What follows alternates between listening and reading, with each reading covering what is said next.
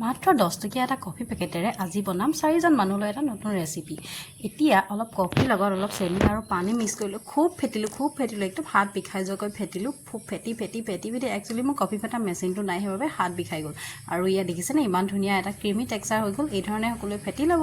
আৰু মোৰ ওচৰত কেক বনাওঁ যিহেতু সেইবাবে হুইপ ক্ৰীম আছিলেই। এতিয়া মই ক্ৰীমখিনি ভালদৰে ফেটি ল'লোঁ। আৰু এটা কথা দেই, আজি মই দাইহঁতৰ ঘৰত আছোঁ। ইমানো ঘৰত সোমাই থাকিম, সেইবাবে আজি ইয়াতে কিবা এটা বনাই খাওঁ বুলি আহিলোঁ। এতিয়া মই ফেটি লোৱা কফিখিনি ক্ৰীমৰ লগত মিক্স কৰি ল'লোঁ ভালদৰে। দেখিছেনে, দেখিবলৈ কালাৰটো অলপ কফি কালাৰ হৈছে।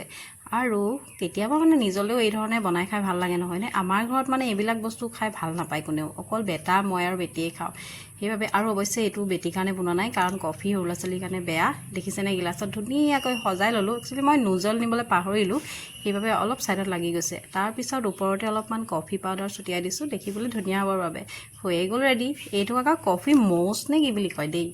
দেখিছেনে, অতি সোনকালে হৈ গ'ল মাত্ৰ 10 টকীয়া এটা পেকেটেৰে ইমান ধুনীয়া এটা ৰেচিপি। সকলোৱে বনাই খাই চাব দেই। আৰু মোৰ চেনেলটো ছাবস্ক্ৰাইব কৰিবলৈ নাপাহৰিব। আৰু আজি তাইক ক'লোঁ যে মই এটা মিঠা ৰেচিপি বনাম, তুমি গতিকে মোৰ কাৰণে কিবা নিমখীয়া বনাবা। তাই বনালে আলু পকৰা আৰু পাপৰ ফ্ৰাই। গতিকে বাই বাই।